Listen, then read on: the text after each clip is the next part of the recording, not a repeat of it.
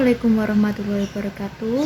Terima kasih atas kesempatannya. Perkenalkan, nama saya Putri Rizkika Cahya Marhani dengan NIM 2019310427. Saya dari kelompok 6 dan rekan saya. Terima kasih atas kesempatannya. Perkenalkan, nama saya Nabila Putri Ahmadani dengan NIM 2019310462 dan rekan saya. Terima kasih atas kesempatannya. Nama saya Aminatul Fauzia dengan NIM 2019310481. Terima kasih atas kesempatannya. Nama saya Angela Wirawangan dengan NIM 2019310485 dari kelas G. Berikut ini presentasi dari kelompok kami, kelompok 6. Saya akan menjelaskan gambaran umum toko spray. 1. Sejarah perusahaan. Pemilik dari usaha dagang spray ini bernama Ernawati. Nama usaha atau CV adalah Toko Spray Kebumen.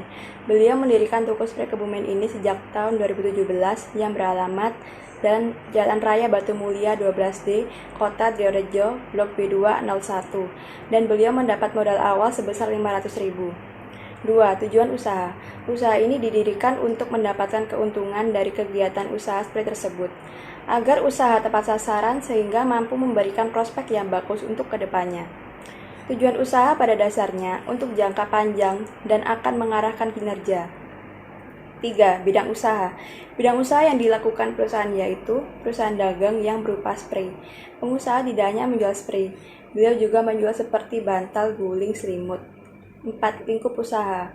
Usaha ini melakukan kegiatan usaha dengan melalui beberapa tahapan, yaitu tahap pembelian dan supplier besar yang kemudian dilakukan penjualan secara langsung. Usaha ini beroperasi dari jam 9 pagi sampai jam 9 malam, dan pada usaha ini tidak terdapat pencatatan akuntansinya, hanya mencatat uang masuk dan keluar saja, bukan secara rinci, sehingga kita akan membantu penyusunan laporan keuangannya. Saya akan menjelaskan tentang kebijakan akuntansi. Di materi kami terdapat 6 kebijakan akuntansi. Yang pertama adalah pencatatan berbasis akrual. Artinya transaksi yang dicatat ketika terjadi bukan saat kas diterima. Contohnya yaitu pencatatan piutang. Nah, kan kalau transaksi penjualan kredit, perusahaan itu belum menerima kas, tetapi tetap ditulis di jurnal piutangnya, seperti itu. Nah, yang kedua yaitu ada kebijakan jurnal umum. Jurnal umum adalah jurnal yang dipergunakan sebagai bukti transaksi keuangan perusahaan dalam suatu periode tertentu. Nah, seperti itu. Nah, mengapa kami memilih jurnal umum daripada jurnal yang lainnya? Karena menurut kami jurnal umum itu lebih mudah pada saat kita melakukan transaksi dan nantinya akan menghitung transaksi tersebut atau membuat jurnal transaksi tersebut. Nah, seperti itu. Kalau yang berikutnya adalah pencatatan persediaan dengan metode perpetual.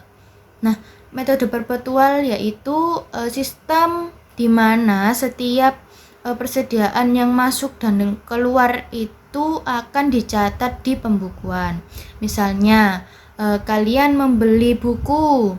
Nah, pembelian tersebut akan dicatat di pembukuan sebagai persediaan yang masuk.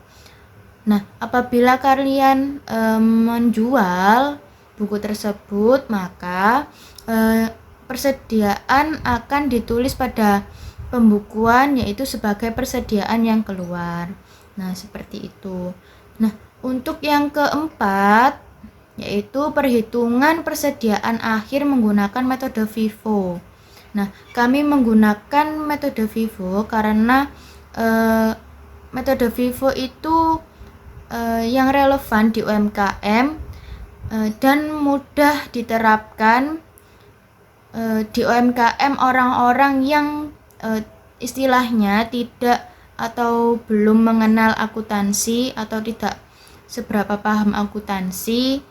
maka kita menggunakan metode FIFO ini agar lebih mudah diterapkan di UMKM tersebut.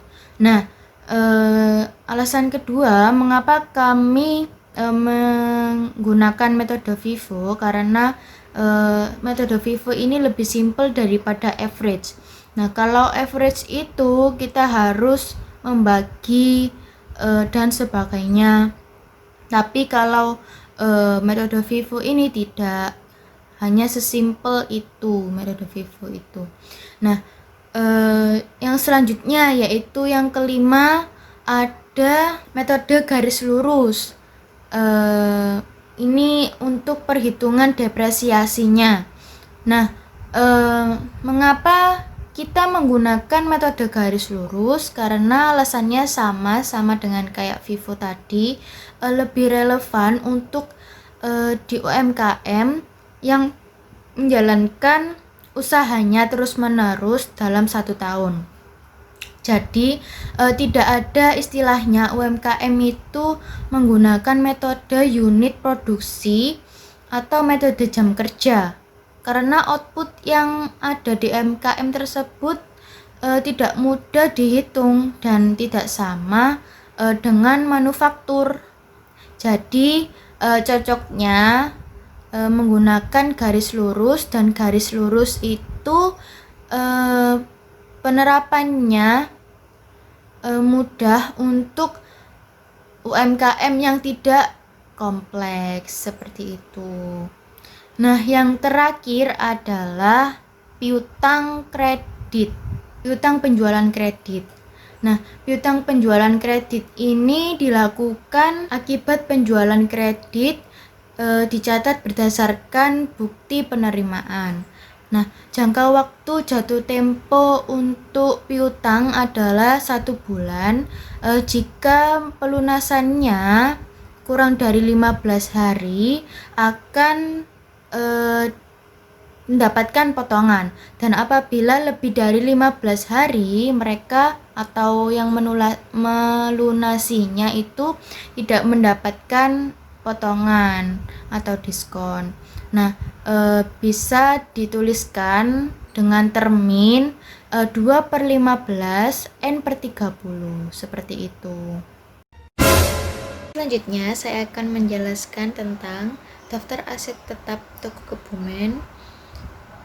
Nah, dapat kita lihat di sini ada tabel yang berisikan nama, tahun pembelian, jumlah, harga perolehan, total harga, dan estimasi umur ekonomis. Nah, sebelum saya menjelaskan apa saja sih aset tetap yang ada di toko Kebumen ini, saya akan menjelaskan tentang arti dari estimasi umur ekonomis. Artinya yaitu periode waktu yang diharapkan selama aset tetap berguna bagi pemiliknya. Itu yang dimaksud dengan estimasi umur ekonomis. Nah, setelah itu saya akan menjelaskan nama-nama atau aset-aset tetap yang ada di toko Kebumen, antara lain yang pertama adalah kendaraan, kedua adalah etalase, ketiga rak, keempat keranjang plastik, kelima kursi plastik, keenam dispenser, dan yang terakhir yaitu kalkulator. Nah, masing-masing aset tetap ini dibeli pada tahun yang sama, yaitu pada tahun 2019. Nah, tetapi dalam jumlah pembeliannya juga berbeda-beda, yaitu kendaraan dibeli sebanyak 1 unit kendaraan dengan harga perolehan 13 juta, dan total harga yang dimiliki kendaraan yaitu sebesar 13 juta rupiah. Lalu estimasi umur ekonomisnya selama 20 tahun. Nah, bisa diartikan bahwa estimasi umur ekonomis ini artinya itu bisa kita pakai kira-kira selama 20 tahun. Nah, seperti itu. Lalu yang kedua ada etalase yang dibeli sebanyak 2 unit dengan harga perolehan sebesar 1 juta rupiah, dan total harga sebesar 2 juta rupiah dengan estimasi umur ekonomis selama 10 tahun. Yang ketiga yaitu rak. Rak dibeli dengan jumlah sebanyak 4 unit dengan harga perolehan 6 juta rupiah. Jadi total harga untuk rak sebesar 24 juta rupiah dengan memiliki estimasi umur ekonomisnya selama 20 tahun. Nah, selanjutnya yaitu keranjang plastik. Keranjang plastik dibeli dengan jumlah 2 unit dengan harga perolehan sebesar Rp15.000. Jadi total harga yang dimiliki rak yaitu sebesar Rp30.000 dengan estimasi umur ekonomisnya selama 10 tahun. Selanjutnya ada kursi plastik. Kursi plastik dibeli dengan jumlah 3 unit dengan harga perolehan sebesar Rp20.000. Total harga untuk kursi plastik yaitu Rp60.000 dengan estimasi umur ekonomisnya selama 10 tahun. Selanjutnya yaitu dispenser. Dispenser dibeli dengan jumlah sebanyak 1 unit dispenser dengan harga perolehan Rp1.500.000. Jadi total harga yang dimiliki oleh dispenser yaitu Rp1.500.000. Lalu untuk estimasi umur ekonomisnya selama 10 tahun. Nah, yang terakhir yaitu kalkulator. Kalkulator dibeli sebanyak 2 unit kalkulator dengan harga perolehan sebesar Rp65.000 dan total harga yang dimiliki oleh kalkulator menjadi sebesar Rp130.000 karena membelinya sebanyak 2 unit, jadi Rp65.000 dikali 2 unit dan total harganya sebesar Rp130.000 dengan memiliki estimasi umur selama 10 tahun. Nah, itu adalah penjelasan daftar aset tetap yang bisa saya sampaikan. Saya akan menjelaskan tentang daftar penyusutan aset tetap toko Kebumen. Di sini kami hanya menyajikan 2 tabel atau daftar saja karena sebagai contoh saja, dan daftar penyusutan yang lainnya ada di makalah. Dan saya akan menjelaskan untuk tabel pertama ada tabel atau daftar penyusutan kendaraan, dan yang kedua adalah daftar penyusutan etalase. Dan untuk saya menjelaskan tentang daftar penyusutan kendaraan, dan untuk yang etalase nanti akan dijelaskan oleh rekan saya Angel. Nah, langsung saja untuk daftar penyusutan kendaraan ini menggunakan metode garis lurus, maupun nanti pada saat daftar penyusutan etalase juga sama menggunakan metode garis lurus. Nah, di sini kita ketahui bahwa ada tabel yang berisi tahun, harga perolehan, nilai residu, umur ekonomis, beban penyusutan, akumulasi penyusutan, dan nilai buku. Nah, sebelum kita ke pembahasan untuk bagaimana cara menghitung beban penyusutan, akumulasi penyusutan, nilai buku, saya akan menjelaskan apa itu nilai buku. Nilai buku adalah nilai aset yang dinyatakan dalam pembukuan. Seperti itu. Misalnya kalian memiliki atau beli kendaraan ini contohnya kendaraan sebesar 13 juta, nanti pada saat pembukuan nilai asetnya juga ditulis sebesar 13 juta seperti itu. Nah, untuk daftar penyusutan yang kita buat adalah untuk 31 Desember dari dia beli, yaitu 1 Mei 2019 sampai dengan 31 Mei 2020. Jadi mereka belinya yaitu 1 Mei 2019, kita membuat daftar penyusutannya itu sampai dengan 31 Mei 2020. Nah, kenapa kok kita membuat daftar penyusutannya sampai dengan 31 Mei 2020? Ya karena periode kita hanya Mei 2020 saja. Di sini yang pertama adalah menghitung penyusutan atau beban penyusutan untuk tanggal 31 Desember 2019. Nah, selanjutnya rumusnya kita hitung dari 1 Mei hingga 1 Mei 2019 hingga 31 Desember 2019.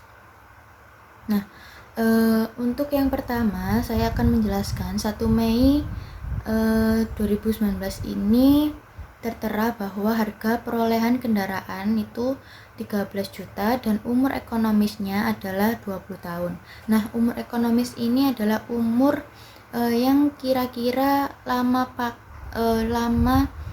pakai sebuah aset tetap. Maksudnya adalah apabila kalian memiliki kendaraan, kalian bisa mengkira-kira bahwa aset tetap yang kalian miliki itu kira-kira nanti dapat bertahan sampai berapa tahun, seperti itu. Nah, untuk nilai residunya masih 0 dan beban penyusutannya masih belum ada dan akumulasi penyusutannya belum ada, dan nilai residunya sebesar 13 juta. Nilai bukunya sebesar 13 juta rupiah. Nah, untuk yang 31 Desember ini kita mulai untuk perhitungannya. Harga perolehan itu sebesar 13 juta dan umur ekonomisnya tetap 20 tahun dan nilai residunya kosong, dan di sini tertulis bahwa beban penyusutannya itu 433.333 rupiah. Nah, ini dihitung dari bagaimana cara ngitungnya, yaitu tanggal 31 Desember. Di sini telah dijelaskan bahwa 8/12 dikali 13.000 per 20. Ini tuh 8/12 dapat dari bulan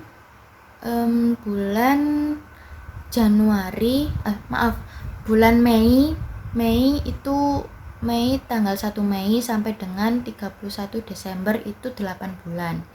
Nah, per 12 nya adalah dalam 1 tahun, jadi 8 bulan dalam satu tahun itu ada jangka waktunya itu 8 bulan, seperti itu. Nah, 13 juta ini adalah HPO nya, per 20 ini adalah umur ekonomisnya.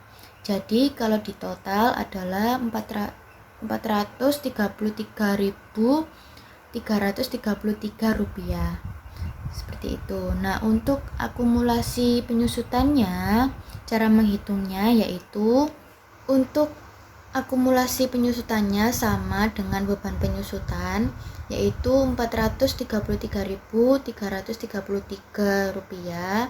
Dan untuk tanggal 1 Mei ini didapatkan sama caranya dengan tanggal 31 Desember, yaitu jangka bulan Desember ke Mei itu adalah 4 bulan dalam waktu 1 tahun, seperti itu. Nah, lalu dikali dengan HPO per nilai umur ekonomisnya. Jadi totalnya yaitu 216.667 rupiah. Lalu pada tanggal 1 Mei ini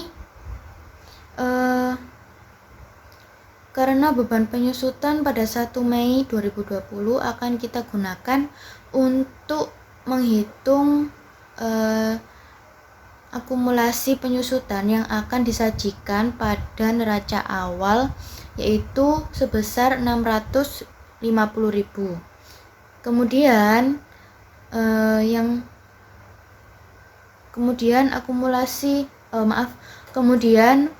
untuk nilai bukunya didapatkan dari harga perolehan dikurangi akumulasi penyusutan, yaitu harga perolehannya 13 juta rupiah dan untuk akumulasinya yaitu 650.000 jadi totalnya adalah sebesar 12.350.000. Lalu untuk tanggal 31 Mei 2020 ini didapatkan sama kayak tanggal 1 Mei dan 31 Desember. Untuk tanggal 31 Mei itu didapatkan jangka waktu 1 Mei ke 31 Mei itu hanya 1 bulan saja. Lalu caranya sama seperti yang lainnya, yaitu 1/12 dikali harga perolehan per umur ekonomisnya. Harga perolehannya 13 juta, umur ekonomisnya 20 tahun. Jadi totalnya yaitu 54.167 rupiah.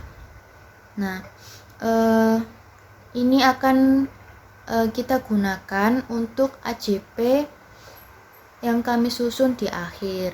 Seperti itu. Berikut ini saya akan menjelaskan tentang daftar penyusutan aset tetap lengkap toko Kebumen. Nama aset tetap etalase. Yang pertama adalah mengenai penyusutan. Di sini terdapat penyusutan etalase. Daftar penyusutan yang dibuat dari 31 Desember dari dia beli yaitu 1 Mei sampai 31 Mei 2020. Belinya di tanggal 1 Mei 2019. Membuat daftar penyusutannya sampai 31 Mei 2020. Mengapa sampai 31 Mei? Karena periodenya hanya Mei 2020. Selanjutnya saya akan menjelaskan tabelnya, yaitu dimulai dari tanggal 1 Mei, harga perolehnya 1 juta, umur ekonomisnya 10 tahun, nilai residunya 0, beban penyusutannya 0, akumulasi penyusutannya 0, dan nilai bukunya 1 juta. Selanjutnya tanggal 31 Desember 2019, harga perolehnya 1 juta, umur ekonomisnya 10 tahun, nilai residunya 0, beban penyusutannya 66.667, diperoleh dari 1 Mei sampai 31 Desember berjumlah 8 bulan. 8/12 dikali HPO per umur ekonomis yaitu 1 juta per 10 sama dengan 66.667. Dan akumulasi penyusutannya 66.667, nilai bukunya Rp933.333. Selanjutnya tanggal 1 Mei 2020 dengan harga perolehan 1 juta, umur ekonomi 10 tahun, nilai residunya 0, dan beban penyusutan Rp33.333 diperoleh dari bulan Januari 2020 sampai 1 Mei 2020 yaitu 4 bulan. 4/12 dikali HPO per umur ekonomis yaitu 1 juta per 10 sama dengan Rp33.333. Akumulasi penyusutan yaitu 100.000 dan nilai bukunya 900.000. Mengapa kok dihitung? Karena beban penyusutan 1 Mei 2020 akan digunakan untuk menghitung akumulasi penyusutan yang akan digunakan untuk neraca awal sebesar 100.000. Yang terakhir tanggal 31 Mei 2020 dengan harga perolehan 1 juta, umur ekonomi 10 tahun, nilai residunya 0, dan beban penyusutannya Rp8.333 yang diperoleh dari 1/12 dikali HPO per umur ekonomis yaitu 1 juta per 10 sama dengan Rp8.333. Akumulasi penyusutannya Rp108.333 dan nilai bukunya Rp891.667. Ini digunakan untuk AJP yang disusun di akhir yaitu beban penyusutannya Rp8.333. Daftar perlengkapan. Perlengkapan atau supplies adalah barang-barang yang dimiliki perusahaan yang bersifat habis dipakai ataupun bisa dipakai berulang-ulang yang bentuknya relatif kecil dan pada umumnya bertujuan untuk melengkapi kebutuhan bisnis perusahaan. Daftar perlengkapan toko Kebumen ada 3, yaitu ballpoint harganya Rp35.000, unitnya 10 dan total harganya 350.000. Buku tulis harganya 75.000, unitnya 5 dan total harganya 375.000. Solasi bening harganya 25.000, unitnya 5 dan total harganya 125.000. Total seluruh perlengkapan adalah 850.000. Selanjutnya, saya akan mempresentasikan daftar persediaan yang dijual. Pada tabel ini terdapat kolom nama barang, jenis barang, harga pokok, harga jual, unit, dan total. Nama barang yang terdapat pada daftar persediaan ini antara lain spray, selimut bulu, bantal, guling, jas hujan, handuk, dan kertas kado. Pada tabel ini dibuat berdasarkan persediaan yang ada di toko Kebumen. Kegunaannya apa? Untuk memudahkan penjual mengetahui stok ketersediaan barang yang ada pada toko tersebut.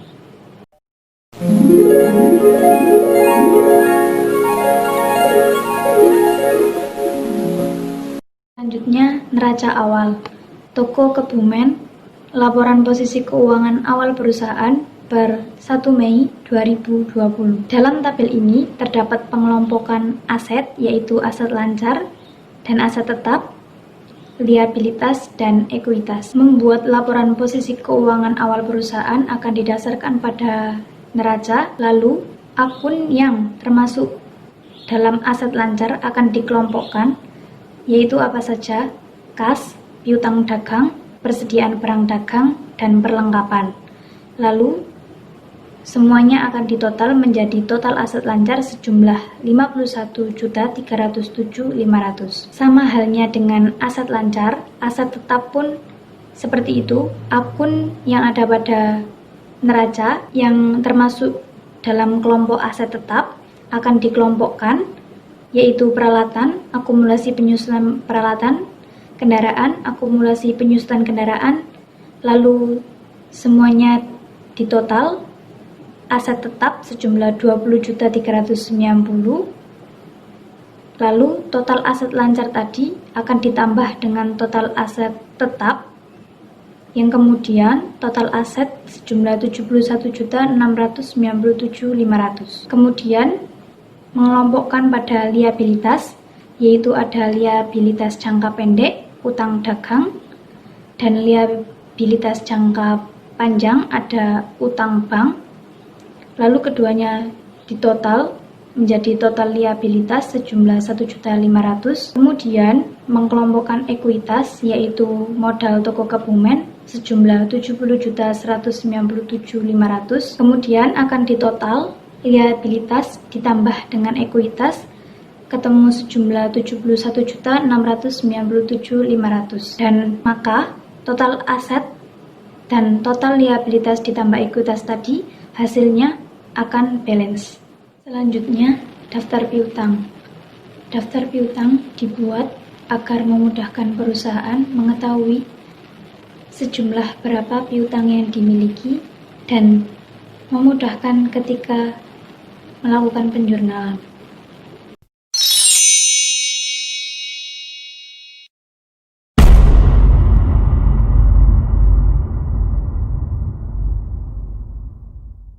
Saya akan menjelaskan tentang transaksi toko Kebumen.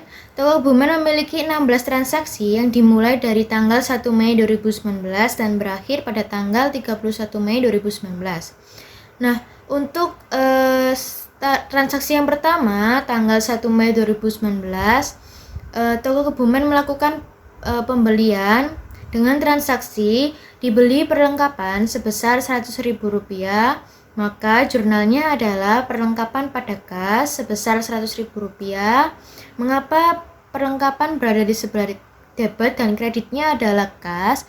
Karena perlengkapan bertambah, ia melakukan pembelian perlengkapan, otomatis perlengkapannya bertambah, berada di sebelah debit sebesar Rp100.000 dengan nomor ref 113, dan untuk kreditnya adalah kas berada di sebelah kredit karena uang mereka berkurang karena melakukan transaksi pembelian sebesar Rp50.000 dengan nomor ref 111.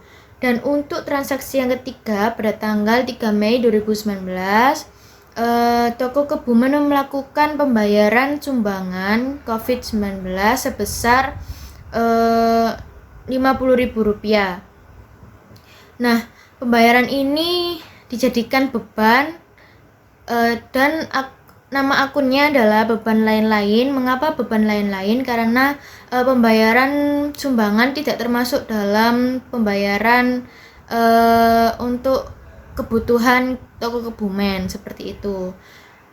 Nah, untuk jurnalnya yaitu beban lain-lain berada di sebelah debit dengan nomor ref 520 sebesar 50.000 dan kasnya berada di sebelah kredit dengan nomor ref 111 sebesar Rp50.000. Selanjutnya adalah transaksi yang keempat, yaitu tanggal 5 Mei 2019, yaitu dijual secara kredit barang dagang kepada Toko Sejahtera dengan termin 2/10 N/30, bantal biasa sebanyak 10 pieces dan dengan harga Rp50.000 dan HPP-nya sebesar Rp45.000. Nah, di sini transaksinya menjelaskan bahwa Toko Kebumen ini menjual secara kredit kepada Toko Sejahtera. Maka jurnalnya adalah karena ia menjualnya secara kredit, otomatis ia melakukan piutang. Piutang pada penjualan karena ia melakukan transaksi penjualan. Nah, letaknya untuk piutang di sebelah debit dan kreditnya adalah penjualan. Dengan nomor ref untuk piutang yaitu nomor refnya 112 sebesar Rp500.000. Rp500.000 itu dari Rp50.000 harga bantalnya dikali dengan banyak bantalnya sebanyak 10 pieces, jadinya Rp500.000. Dan untuk penjualannya juga sama sebesar Rp500.000 berada di sebelah kredit dan nomor refnya 411. Untuk transaksi selanjutnya, di sini kan ada tertera bahwa HPP-nya adalah Rp45.000. Maka kita juga membuat jurnal HPP-nya. Jurnal HPP-nya yaitu HPP pada penjualan. Karena ini transaksi penjualan, maka ada HPP-nya dan ada penjualannya. Maka untuk jurnal HPP-nya yaitu sebesar Rp450.000. Dari mana? Itu dari harga HPP-nya dikali dengan banyak bantalnya. Harga HPP-nya yaitu Rp45.000 dan banyak bantalnya yaitu 10 pieces. Kalau dikalikan menjadi Rp450.000.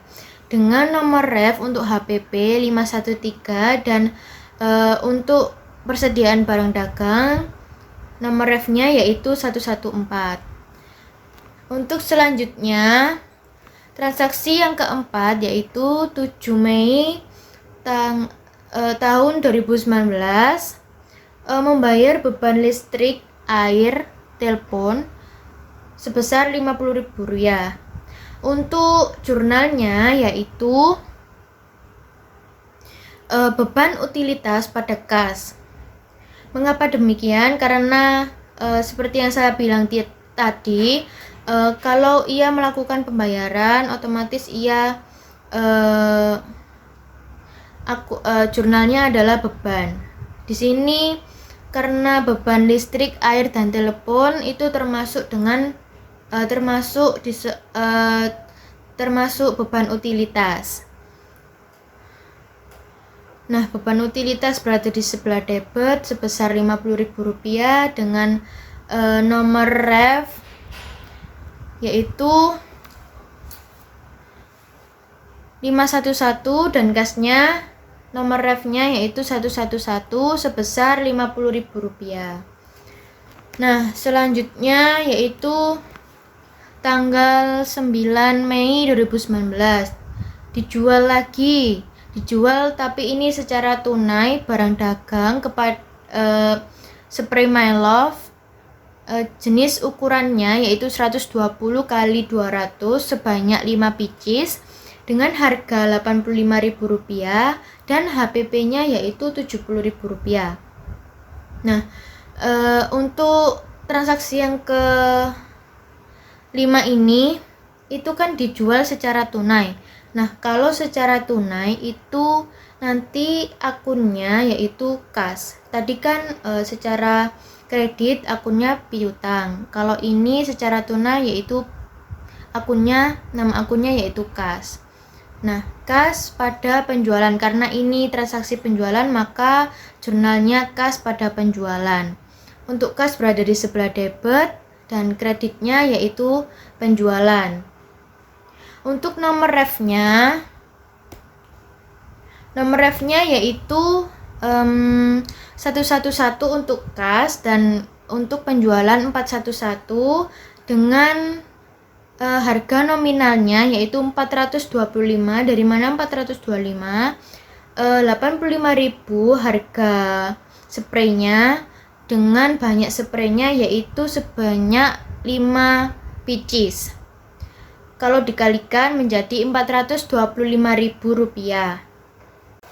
Seperti yang sudah saya bilang sebelumnya, untuk transaksi penjualan pasti ada HPP-nya. HPP dari transaksi tersebut adalah Rp70.000 dan jurnalnya adalah HPP pada persediaan barang dagang.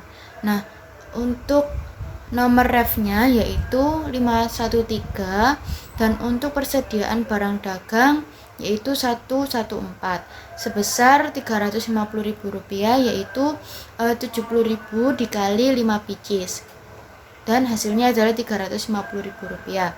Dan untuk transaksi selanjutnya yaitu tanggal 11 Mei 2019 yaitu transaksi pembelian dibeli kertas kado polos sebanyak 5 pieces dengan harga 2.500. Maka jurnalnya adalah persediaan barang dagang pada kas.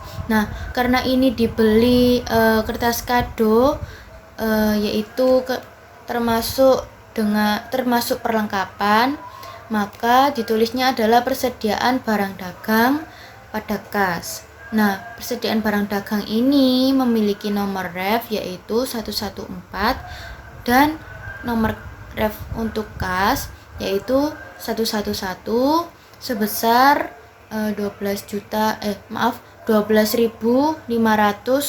rupiah.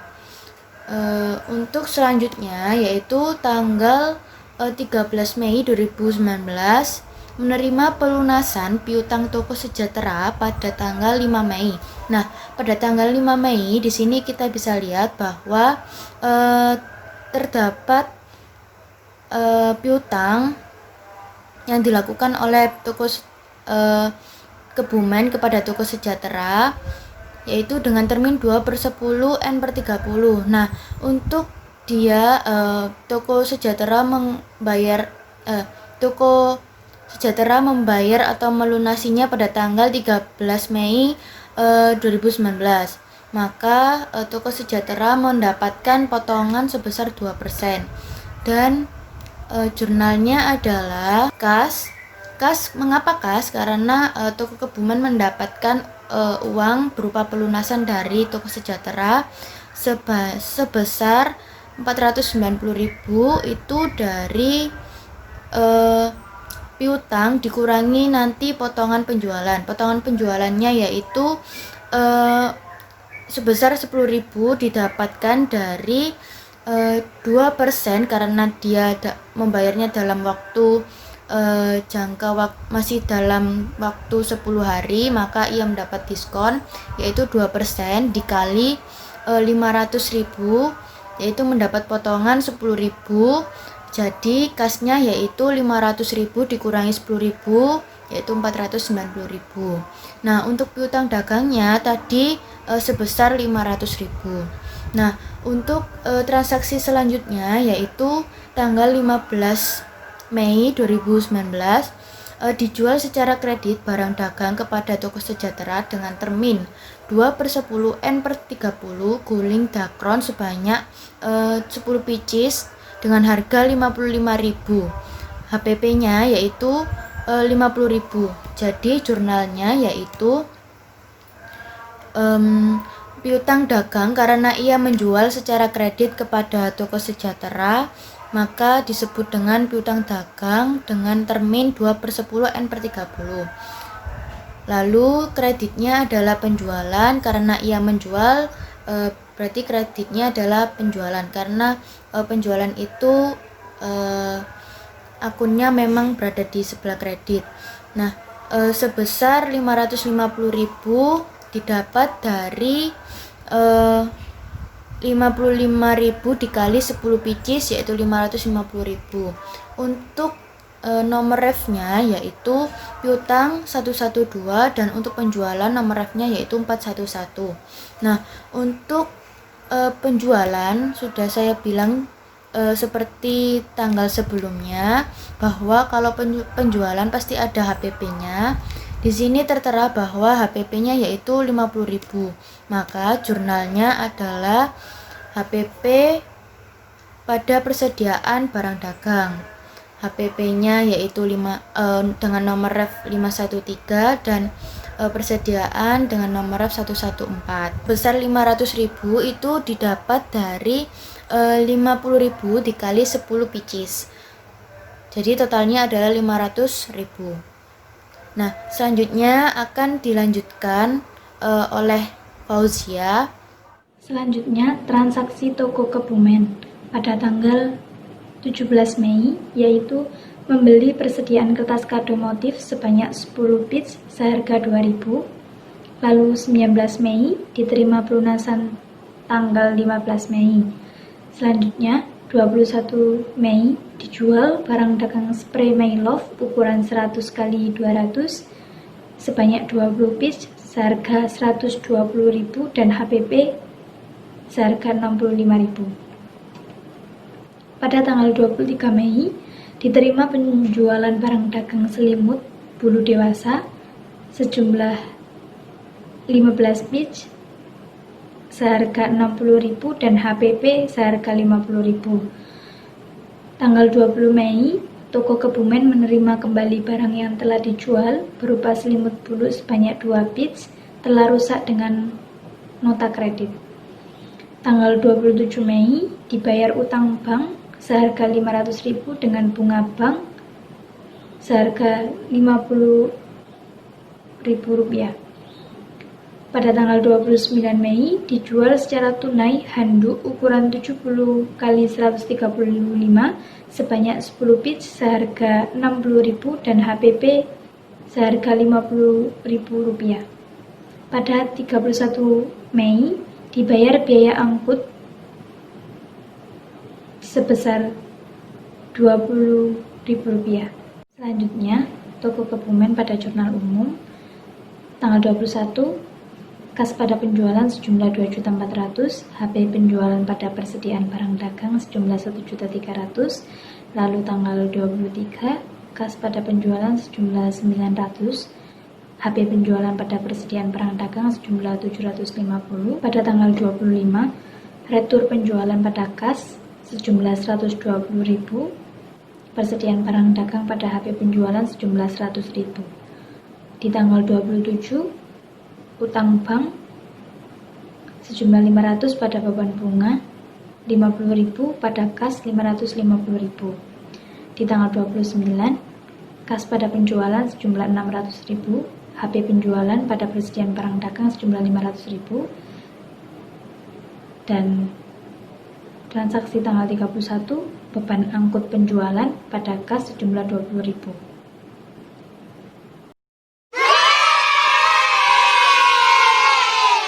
Neraca saldo. Neraca saldo berasal dari jurnal umum. Setiap akun diletakkan sesuai dengan letak akunnya. Contohnya seperti kas bertambah di debit, akumulasi, penjualan, utang, modal bertambah di kredit. Berikut adalah nama-nama akun dari neraca saldo. Kas bertambah di debit sebesar 39.431.500. Piutang dagang bertambah di debit sebesar 700.000. Perlengkapan bertambah di debit sebesar 950.000. Persediaan barang dagang bertambah di debit sebesar 11.040.000. Sewa di muka tidak ada, bangunan tidak ada. Akumulasi depresiasi bangunan tidak ada. Kendaraan bertambah di debit sebesar 13 juta. Akumulasi depresiasi kendaraan bertambah di kredit sebesar 650.000. Peralatan bertambah di debit sebesar 8.600.000. Akumulasi depresiasi peralatan bertambah di kredit sebesar 560.000. Selisih kas tidak ada, utang dagang tidak ada, utang bank bertambah di kredit sebesar 1 juta. Utang gaji tidak ada, modal usaha bertambah di kredit sebesar 70.197.500. Penjualan bertambah di kredit sebesar 5.375.000. Potongan penjualan bertambah di debit sebesar 21.000. Retur penjualan bertambah di debit sebesar 120.000. Beban utilitas bertambah di debit sebesar 50.000. Beban gaji dan upah tidak ada.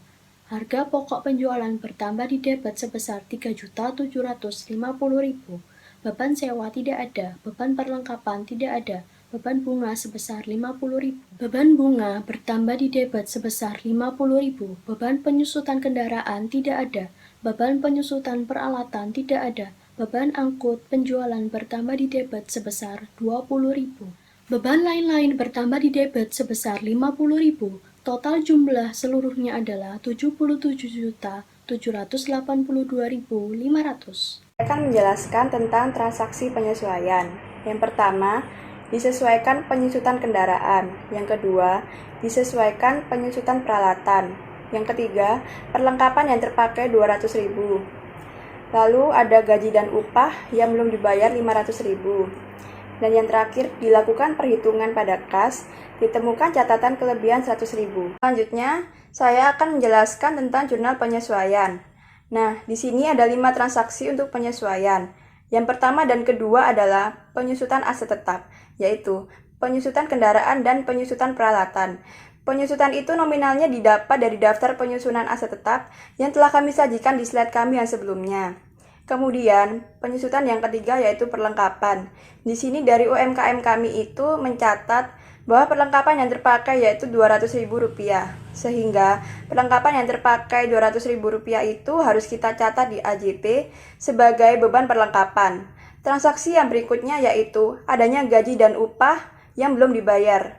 Nah, di sini karena gaji dan upah belum dibayar, maka gaji dan upah harus kita sesuaikan sebagai beban di bulan Mei dengan cara menjurnal beban gaji dan upah pada utang gaji sebesar Rp500.000. Berikutnya, penyesuaian kas di sini ternyata ada temuan bahwa antara catatan kas dan fisik kas berbeda, yaitu catatan lebih besar Rp100.000 daripada fisik kas tersebut. Sehingga harus dijurnal dengan mendebit selisih kas dan mengkredit kas sejumlah Rp100.000. Selanjutnya ada neraca saldo setelah penyesuaian. Neraca saldo setelah penyesuaian itu didapat dari neraca saldo yang sudah diberi pengaruh atau disesuaikan dengan adanya jurnal penyesuaian yang tadi. Jadi nominal di sini adalah nominal dari neraca saldo yang ditambah atau dipengaruhi dengan nominal yang ada di AJP. Selanjutnya ada laporan keuangan. Laporan keuangan yang pertama adalah laporan laba rugi. Laporan laba rugi sendiri itu adalah laporan yang menjelaskan penjualan dan juga beban-beban yang ditanggung oleh UMKM kami. Di sini, seperti yang terlihat, bahwa penjualan yang terjadi adalah 5.375.000 yang kemudian dikurangi potongan dan retur sehingga menghasilkan penjualan bersih seperti yang tertera di slide kami. Lalu, penjualan bersih dikurangi HPP mendapatkan laba kotor yang pada akhirnya laba kotor itu dikurangi total beban yang menghasilkan laba operasional. Laba operasional ini dibawa menuju laporan yang selanjutnya, yaitu laporan perubahan ekuitas yang akan dijelaskan oleh rekan saya. Laporan perubahan ekuitas atau disebut juga sebagai laporan perubahan modal merupakan bagian dari laporan keuangan pada siklus akuntansi. Pada perusahaan dagang maupun perusahaan jasa, laporan perubahan ekuitas berfungsi untuk mengetahui bagaimana penggunaan modal pada suatu perusahaan. Selanjutnya, laporan perubahan ekuitas pada toko Kebumen per 31 Mei 2020. Modal awal dari laporan keuangan adalah 70.197.500, lalu ditambah dengan laba bersih. Laba bersih kita dapat dari laporan laba rugi sebesar Rp513.166. Lalu keduanya dijumlah akan menjadi modal akhir sebesar Rp70.710.666. Selanjutnya, laporan posisi keuangan Toko Kebumen laporan posisi keuangan per 31 Mei 2020. Dalam tabel ini ada aset, yaitu termasuk aset lancar dan aset tetap, lalu liabilitas dan ekuitas. Akun yang masuk dalam pengelompokan aset lancar yaitu kas, piutang dagang, perlengkapan, persediaan barang dagang, dan selisih kas. Nominalnya akan berdasarkan pada neraca, lalu ditotal, kemudian ketemu total aset lancar sejumlah 51.921.500. Lalu di aset tetap, akun yang masuk dalam kelompok aset tetap yaitu peralatan, akumulasi depresiasi peralatan kendaraan, akumulasi depresiasi kendaraan. Nominal sejumlah yang ada pada neraca, kemudian ditotal menjadi total aset tetap 20.289.166. Total aset lancar kemudian akan ditambah dengan total aset tetap sejumlah 20.289.166. Kemudian ketemu total aset sejumlah 72.210.666. Di kolom liabilitas yaitu ada utang dagang, utang gaji dan upah, utang bank. Nominalnya sejumlah yang ada pada neraca juga. Lalu ditotal ketemu 1.500.000 pada kolom ekuitas, sejumlah modal toko Kebumen 70.710.666. Lalu total liabilitas dan ekuitas akan ditambah, ketemu sejumlah 72.210.666. Jadi total aset dan total liabilitas dan ekuitas sejumlah adalah balance. Selanjutnya, jurnal penutup. Jurnal penutup itu sendiri adalah jurnal yang digunakan untuk mengenolkan saldo akun-akun laba rugi atau akun nominal, yaitu penjualan dan akun beban, serta juga mengenolkan akun laba. Nah, di sini nominal dari jurnal penutup ini didapat dari akun-akun yang ada di laporan laba rugi dan akun laba. Yang terakhir adalah kesimpulan. Kesimpulan yang dapat kami sampaikan yaitu kepada pihak UMKM kami sarankan untuk kedepannya menambah produk UMKM yang berupa spray dengan berbagai macam jenis dan jumlah yang banyak agar pelanggan dapat membeli dalam jumlah yang banyak. Selain itu, kami sarankan kepada UMKM juga untuk melakukan promosi, baik itu secara online maupun secara langsung, karena promosi sangat berpengaruh kepada UMKM mereka. Mengapa berpengaruh? Karena dengan adanya promosi, mereka dapat menarik pelanggan dan nantinya akan mendapatkan laba yang sebanyak-banyaknya. Sekian dari kelompok kami, apabila ada salah kata mohon dimaafkan, dan kami menitip pesan kepada rekan-rekan untuk menjaga kesehatan, tidur yang cukup, makanan-makanan yang bergizi, rajin olahraga, dan Wassalamualaikum warahmatullahi wabarakatuh. Turns the sun